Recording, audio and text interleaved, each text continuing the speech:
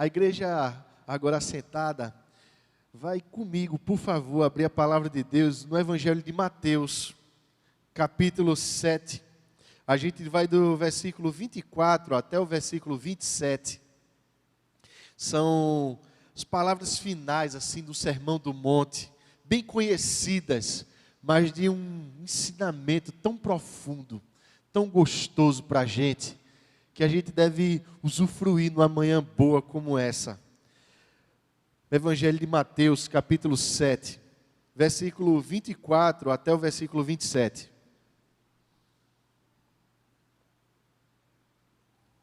Diz assim a palavra: todo aquele, pois, que ouve estas minhas palavras e as pratica, será comparado a um homem prudente, que edificou a sua casa sobre a rocha. E caiu a chuva, transbordaram os rios, sopraram os ventos e deram com ímpeto contra aquela casa que não caiu, porque fora edificada sobre a rocha. E todo aquele que ouve estas minhas palavras e não as pratica, será comparado a um homem insensato, que edificou a sua casa sobre a areia. E caiu a chuva, transbordaram os rios, sopraram os ventos e deram com ímpeto contra aquela casa, e ela desabou, sendo grande a sua ruína. Vamos orar? Deus, a tua palavra é maravilhosa, Pai. Ela é justa, ela é pura, ela é verdadeira, Deus. Ela é a expressão do teu ser mais íntimo, Deus. Que o Senhor nessa manhã, então, Pai, fixe essa palavra no nosso coração. Aplique cada versículo, Pai. Nos exorte, Pai, nos anime, Pai. Nos traga para um pastoreio, para perto do Senhor, para uma vida verdadeira, Pai. Para uma vida íntegra em Ti, Deus. Muito obrigado por tudo, Pai. Sê com a gente agora nesse tempo tão bom de meditação na Tua palavra. Fala aos nossos corações, no nome de Jesus. Amém. E amém. Deus tem convidado a gente nessa série a pensar nesse senhorio que redime, que resgata, que restaura a nossa humanidade. E o ser humano, ele clama por isso. E anseia por isso de diversas maneiras. E existem anseios profundos no coração que expressam essa necessidade da gente se perceber como um ser humano e descobrir a nossa verdadeira humanidade em Deus. E o que é que isso vai significar para cada um de nós? É isso que a gente tem discutido aqui nessa manhã. Desde que a humanidade conta a sua história, que a gente vê religiosidade no homem. Que a gente vê dentro da esfera dessa religiosidade, ao mesmo tempo, uma busca que é traduzida num anseio, numa vontade profunda, num desejo lá dentro que não sai, porque está na essência de cada ser humano. É esse anseio por espiritualidade. A gente viu na nossa mensagem inicial que Deus é o único que é capaz de explicar e de resgatar o ser humano. A gente viu semana passada que a gente tem um anseio muito grande por ser transformado por justiça. E a gente vai ver hoje como é que essa justiça opera, que é traduzida exatamente nessa espiritualidade, nesse anseio da gente por espiritualidade. E olha, para satisfazer essa necessidade de espiritualidade, para satisfazer esse anseio, esse desejo profundo, não é?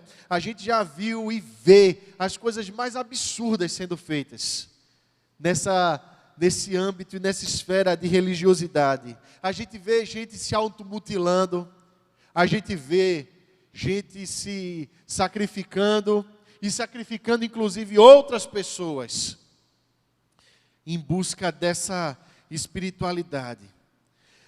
Tudo isso porque esse anseio por espiritualidade, ela responde a coisas necessárias a cada um de nós. Ela responde sobre o sentido da vida e da morte. Ela tenta explicar por que as coisas são do jeito que são. Ela tenta explicar a gente como é que a gente deve se relacionar uns com os outros. tenta explicar como é que a gente pode se erguer acima daquilo que a gente é, como é que a gente pode crescer como pessoa, como comunidade, como sociedade, etc. E por aí vai. Essa espiritualidade responde muitas coisas, ou tem essa perspectiva de responder a muitas coisas. E olha, em dado momento da história, e aí a gente está voltando aí para o século XIX, mais ou menos, a filosofia, ela tentou aos poucos se apoderar do lugar da religião, e assim, falar por sua vez ao coração do homem.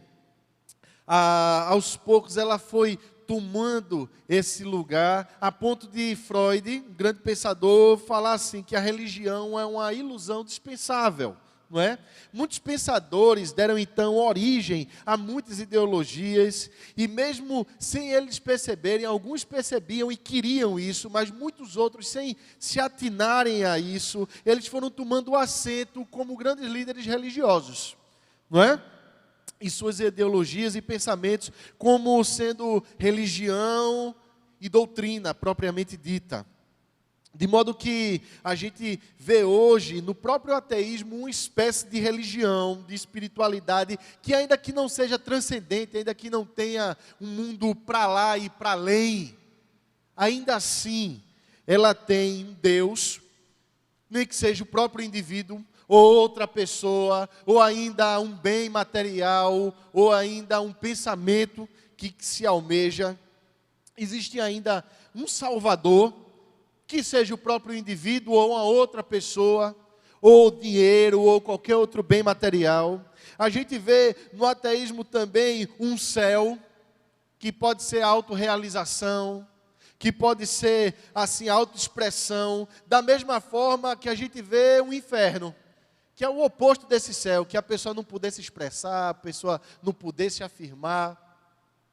A gente vê também um opositor, que nas palavras de Jean-Paul Sartre, o inferno são os outros. Tem céu, tem inferno, tem Salvador, tem diabo, ou esse inimigo pode ser inclusive alguma circunstância na vida, de modo que toda essa estrutura de religiosidade, ela é preservada dentro do próprio ateísmo. Não há como escapar, portanto, da necessidade interna de um Deus, de céu, de um Salvador, de explicar o opositor desse Deus. Não tem como a gente escapar e fugir disso. E dentro de cada religião transcendente do mundo, a gente encontra uma estrutura similar. Seja no islamismo, seja no budismo, seja na umbanda, no candomblé, seja em que religião for, a gente vai encontrar dispositivos bem semelhantes a esses. Contudo, apesar de toda essa filosofia e de outras religiões terem tentado, nunca teve total êxito em explicar o ser humano. E a gente vê que Freud mesmo dizia que a religião seria passada em alguns anos, mas hoje a gente vê o contrário, que todos os dias surgem novas religiões, novas heresias, novas vertentes religiosas, tudo isso porque, nas palavras do próprio C.S. Lewis, outro pensador, dessa vez um pastor cristão, provavelmente a gente foi criado para um outro mundo. A gente foi criado para transcender. Ele fala assim, isso é naquele livro Cristianismo Puro e Simples, ele dizendo assim que, olha, o pato, ele tem uma necessidade de nadar, então tem água. Eu tenho necessidade de transcender, então deve ter outro mundo. É a melhor forma de pensar assim. Eu tenho uma necessidade de me erguer acima. Eu tenho uma necessidade de uma coisa que nesse mundo eu não estou achando. É porque deve estar em outro mundo. Deve estar no reino dos céus. Está em Deus. Aí a filosofia viu que não dava para aplacar a necessidade de religião. Então se tentou conviver. Ok, religião é uma necessidade. E olha, hoje muita gente desse mundo terapêutico, diz assim, é necessário realmente, é importante, mas que isso ocupe um apêndice da sua vida, que isso ocupe assim uma lateralidade da sua vida, um pedaço da sua vida, que isso não tome conta da sua vida toda, senão você pode assim virar uma espécie de fanático religioso. Então, parece que ilusoriamente as pessoas tentam viver isso, mas isso não vai conseguir. As pessoas não vão conseguir isso. As convicções das pessoas, em dado momento, se a gente raciocinar bem direitinho, elas vão se pronunciar.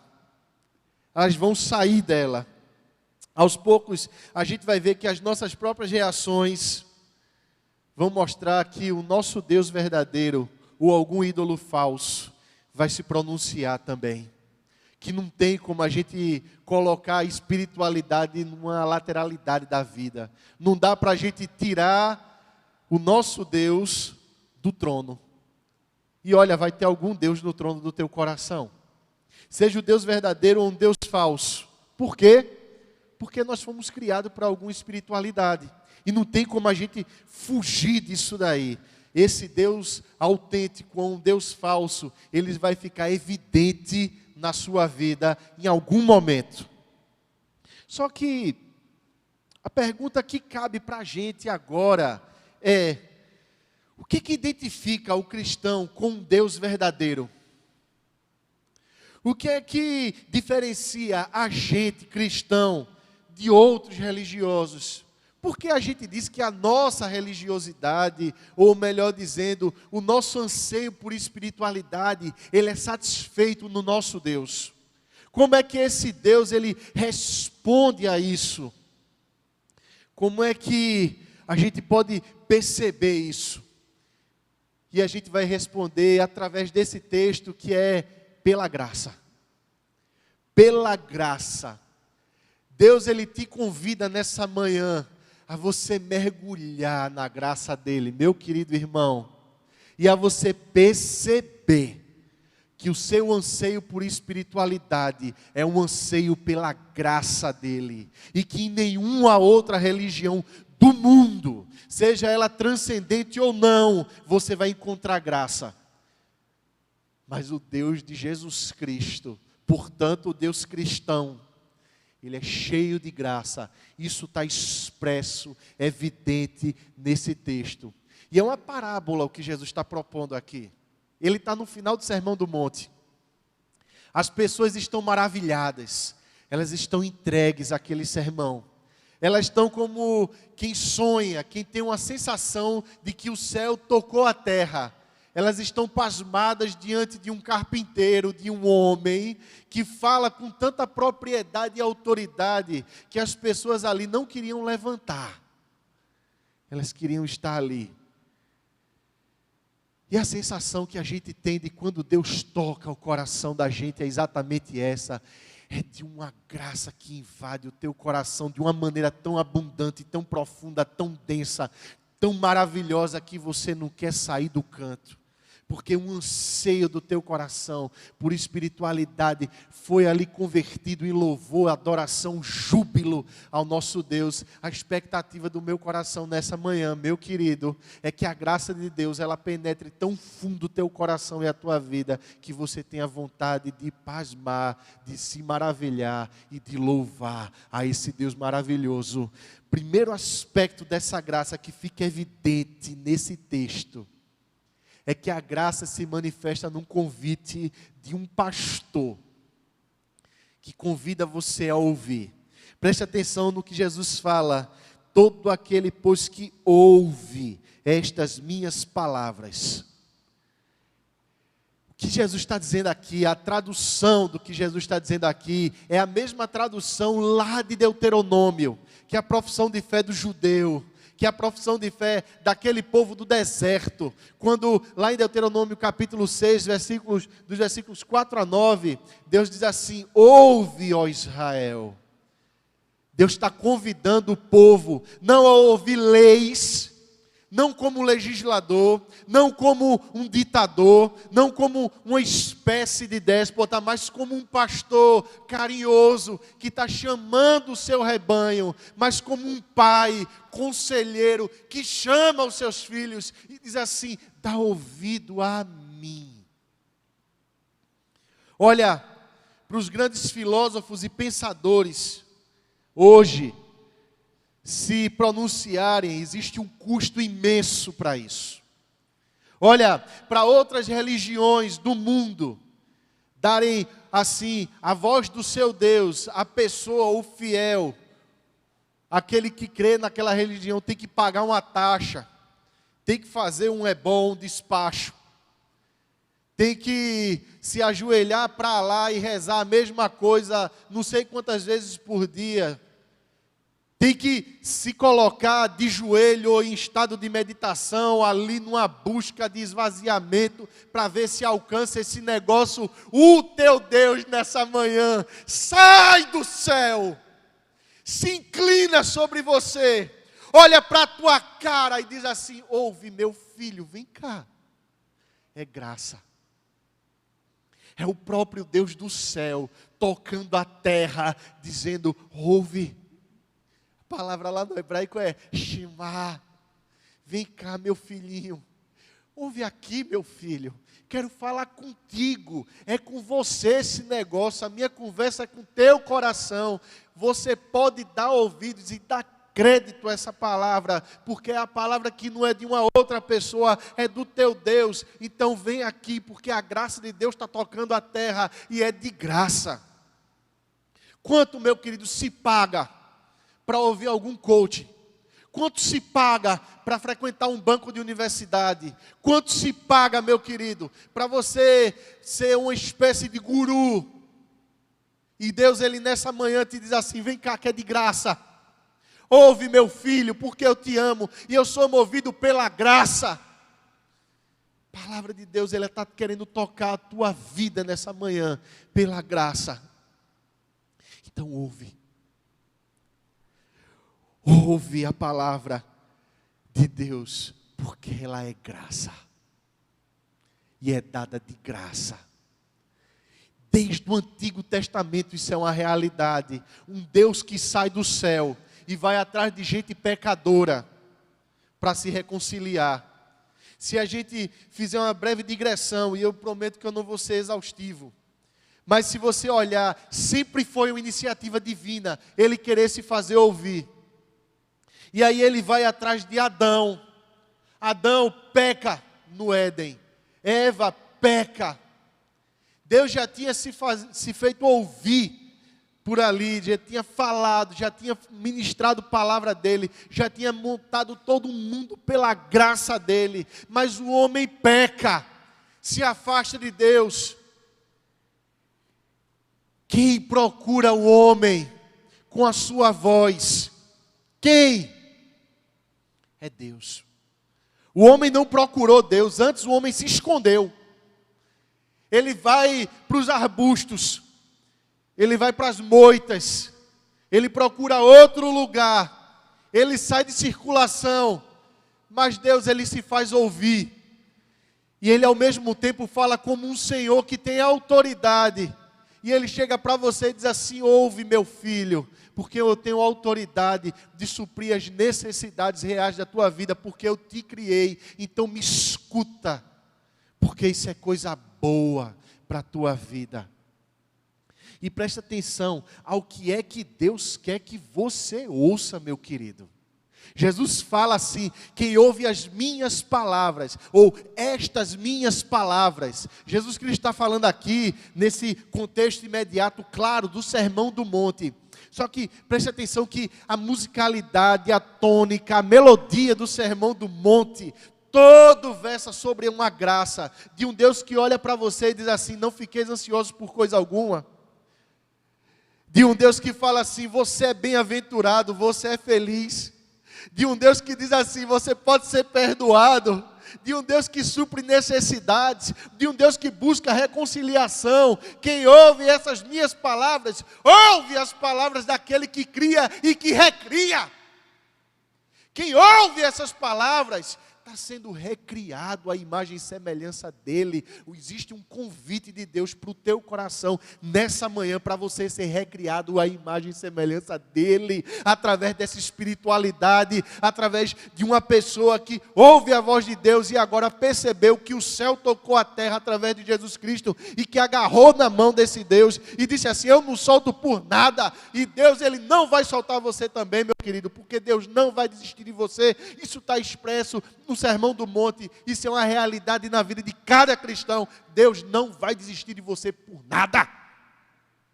Isso é palavra dele, isso é garantia dele, de um Deus que não mente e que cria tudo. Deus criou o céu, a terra, a realidade, todos os conceitos. Ele é um Deus de verdade, verdadeiro. Ele é a verdade. E Jesus Cristo, verdade encarnada, que disse: eu sou o caminho, a verdade e a vida, o caminho verdadeiramente vivo. Esse Jesus que olhou para os discípulos e disse assim: meu filho, quem está vendo a mim vê o Pai.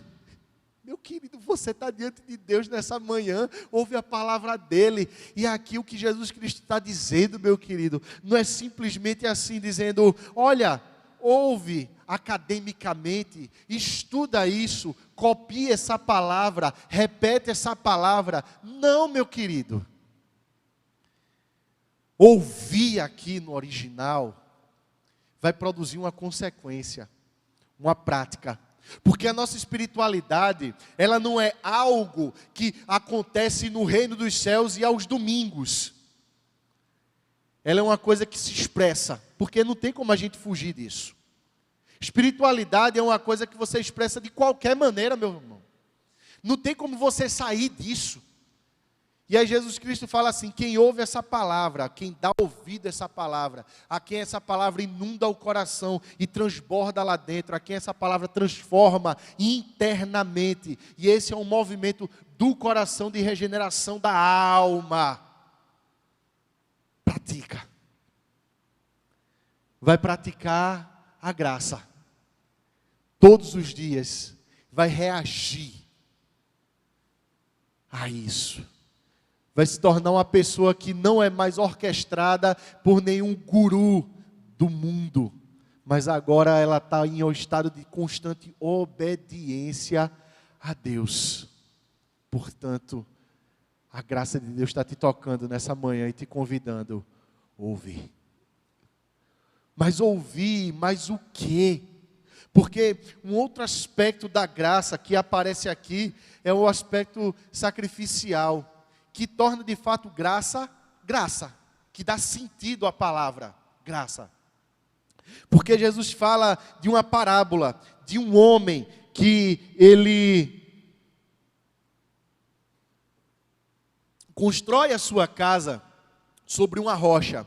Essa mesma palavra, ela está em Lucas capítulo 6, versículo 46 e 49, tem uma expressão lá tão forte, que ela diz assim: é um homem que cavou os seus alicerces.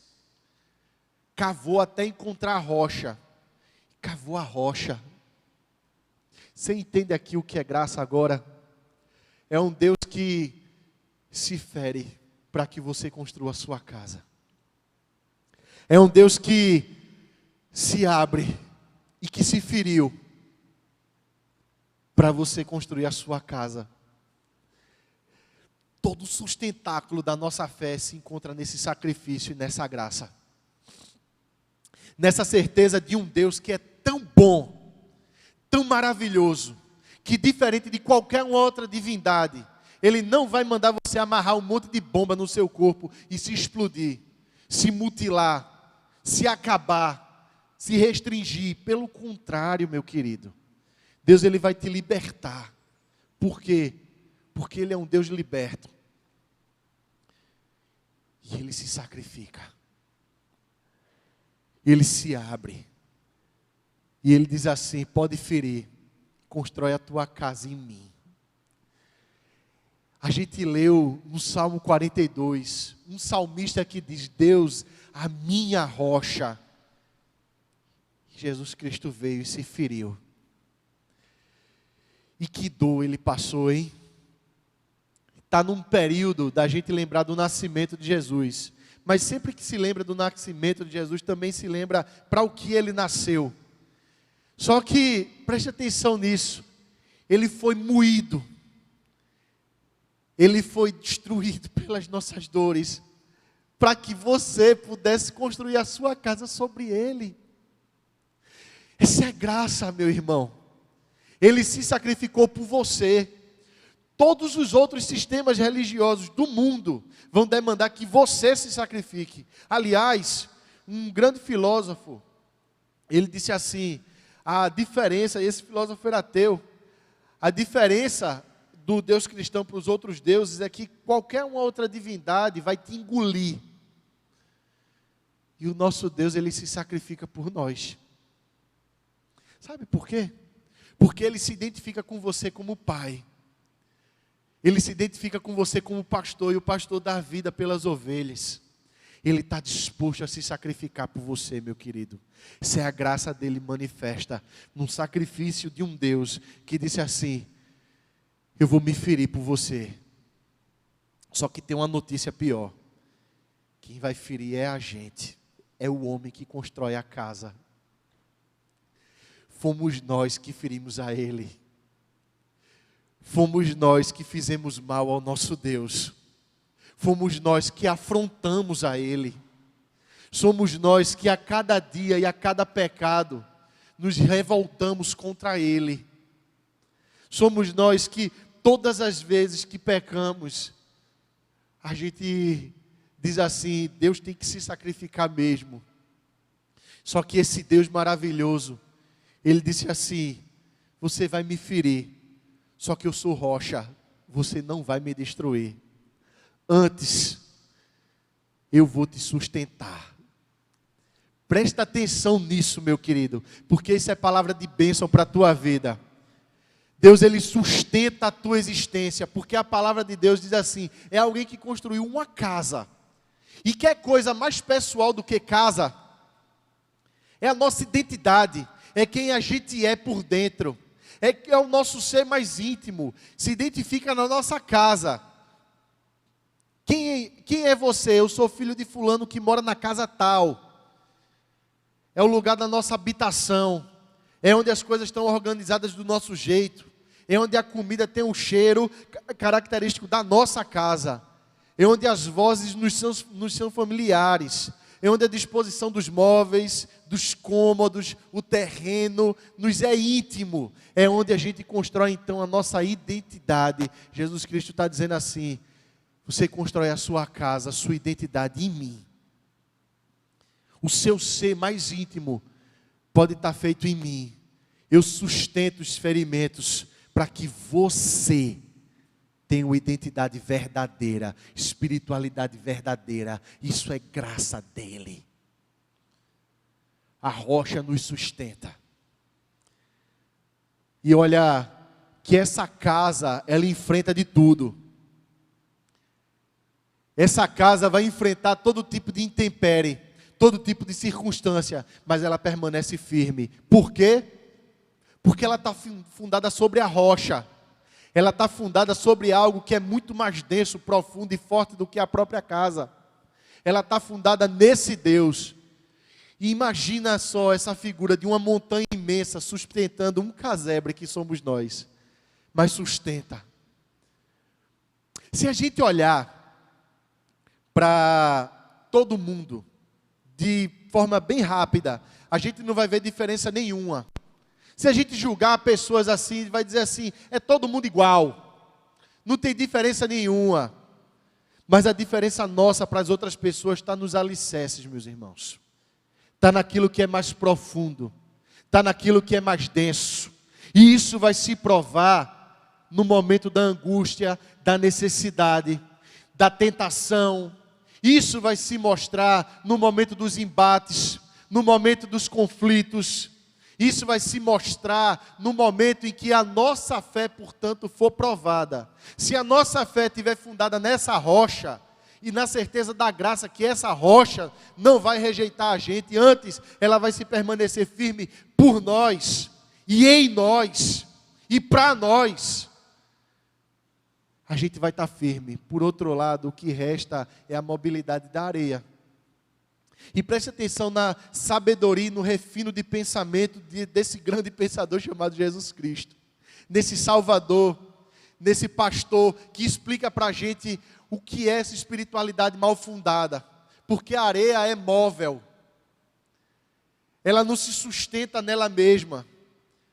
Todos esses pensadores que eu falei já passaram e foram confrontados. Jean-Paul Sartre, Freud, Nietzsche, Lenin, qualquer um deles, seja do nosso tempo ou seja de um tempo passado. Todas as outras religiões, elas tentam inclusive ser imitações baratas desse Deus. Todas tentam dizer-se aliadas desse Deus, seja o budismo ou até mesmo o espiritismo ou o candomblé, qualquer uma. Até o próprio islamismo. Por quê?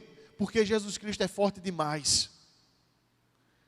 Não dá para ser combatido, ele é rocha, ele é implacável. Então o que se tenta é, assim, um jeitinho de encaixar Jesus Cristo, de domar ele, mas Jesus Cristo está dizendo assim, eu sou rocha e o resto é areia, ou é comigo ou é nada. Ou você está comigo ou você não tem nada. Ou então vai chegar o dia ruim e você não vai resistir. Então a graça de Deus nos mostra a verdade sobre o mundo e a verdade sobre Deus. Isso é graça. Só que ao mesmo tempo ele faz um convite para você fundar sua casa nele. E se faz ouvir por todos. Porque ele diz assim, são dois homens que constroem duas casas. Todos dois ouviram, mas só um se permitiu ser invadido por essa palavra. Só um realmente quis cavar sobre a rocha. Só um quis optar mesmo por Deus. Então, essa manhã, a graça de Deus te convida a uma entrega total. Meu querido, essa manhã é manhã de reconciliação sua com Deus. Porque talvez, em algum momento, você parou de ouvir. Em algum momento, você estancou. Em algum momento você começou a viver uma religiosidade vazia, que parece muito com a de Jesus Cristo, mas não é. Talvez em algum momento você começou a viver uma espécie de legalismo cristão, ou de ortodoxia fria, sem o calor de um abraço de um pastor maravilhoso chamado Jesus Cristo. Talvez em algum momento você começou a viver um evangelho adocicado artificialmente, que diz assim, Deus é bom, Deus é maravilhoso, e a gente pode fazer qualquer coisa, e nessa manhã Jesus Cristo está dizendo para você, não. E Jesus Cristo seria mal demais se deixasse qualquer um fazer o que quisesse. Deus não tem filhos mimados, Ele educa e educa bem, e Ele diz assim, o caminho é um, isso é graça dEle. Por último, é a graça de ficar firme. Porque tudo na vida da gente tem uma consequência, e a consequência necessária da graça é estar firme nele. Porque é simples. Você vai ganhar as características da rocha.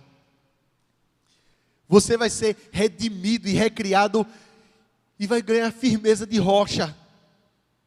Você vai ficar, meu irmão, sabendo discernir caminhos. Você vai estar apto a saber o que é bom e o que é ruim, o que é certo e o que é errado, o que vale e o que não vale. Você vai começar a discernir relacionamentos, e a gente ainda vai falar sobre esse anseio também. Você vai começar a discernir caminhos do seu coração. Você vai começar a se tornar íntimo dessa casa que você construiu em Deus. Isso tudo se dá sobre a graça. Concluindo, meus irmãos, a gente vai ganhar esse aspecto desse Deus, só que a gente vai cair também numa prática. E o que é que pratica este que ouve as palavras? O que é que pratica este que ouve o que Jesus ensinou? Vai praticar a graça em sua essência. Vai praticar a graça em tudo que fizer, em todas as reações. Ele vai praticar a graça aonde ele estiver. Ele vai ser exatamente a figura do bem-aventurado, do Macários, dessa abertura do Sermão do Monte. Aquele que está plenamente satisfeito em Deus. Por quê? Simples. porque ele vai ser um homem prudente. Preste atenção nessa palavra, meu querido, prudente. Palavra prudente lá, no original, é uma derivada da palavra frônesis, ou uma palavra que basicamente denota integridade. O homem prudente, portanto, é um homem íntegro. É aquele que tem, palavra da moda eu vou usar, inteligência, em todos os sentidos. Que se aplica emocionalmente, que se aplica assim, em termos de razão, de academia, de tudo. Físico, sei lá quanto tipo de inteligência existe. Sei que o homem prudente é um homem de Deus. E ele vai saber discernir seus caminhos. Por quê? Porque a rocha faz com que a casa não se parta. Ele é um. E aí as respostas certas vão vir nos momentos certos. E aí a prudência vai ditar o caminho desse homem. Ao mesmo tempo a coragem, ao mesmo tempo a certeza, ao mesmo tempo a força vai estar no caminho dessa pessoa. E ele vai ser bênção onde ele estiver. Você consegue perceber, meu querido, que o caminho do prudente é o caminho do bem-aventurado, do Macários que está lá. É o caminho do homem que não está ansioso por nada, porque ele encontrou todas as suas necessidades, todos os seus anseios supridos em Deus. Você consegue perceber, meu querido, que esse homem não é movido pelo sentimento de culpa, porque ele sabe que foi reconciliado, foi perdoado por Deus. E que agora ele vai pautar a vida dele nisso. Então ele olha para o outro e diz assim, eu vou perdoar também. Então ele vai olhar para os seus bens materiais e vai dizer assim, eles estão nos seus devidos lugares, eles não são o Deus da minha vida. Antes, eles devem ser instrumentos na mão do meu Deus. Agora ele vai olhar para as pessoas, não como sendo aquelas que vão oferecer-lhe algo. Antes, como alguém a que ele pode oferecer algo. Por quê? Porque ele recebeu de graça e de graça ele está dando. Movido pela graça. Ele descobriu a graça. O homem prudente, portanto, é aquele que encontrou-se pessoalmente com a graça e que vive abundantemente pela graça. Seu anseio por espiritualidade vai ser suprido então, quando você encontrar-se com a graça de Deus. Por quê? Porque esse Deus do céu tocou a terra, você transcendeu, você não está mais somente vinculado a esse mundo, antes você está vinculado agora aos céus, e esses céus se manifestam através do seu coração no mundo. Você é uma bênção onde você está, você é a figura dos céus, e a pessoa olha para você agora e diz assim, estou vendo Jesus Cristo em você, estou vendo Jesus Cristo em tu, irmão.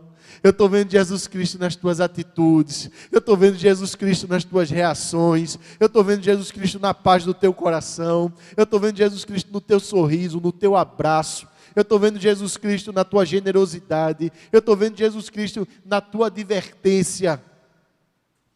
Estou vendo Ele. Você foi suprido espiritualmente.